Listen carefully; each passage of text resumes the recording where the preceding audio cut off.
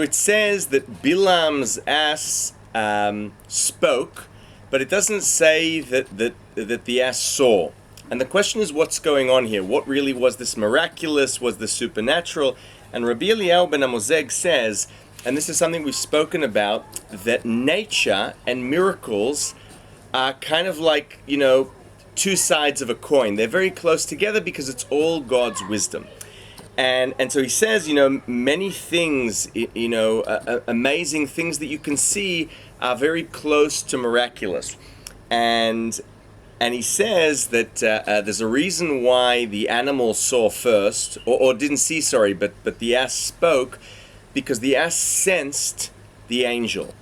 And then Ben Amozeg says, look, it's like we know that animals can sense an earthquake half an hour before it comes.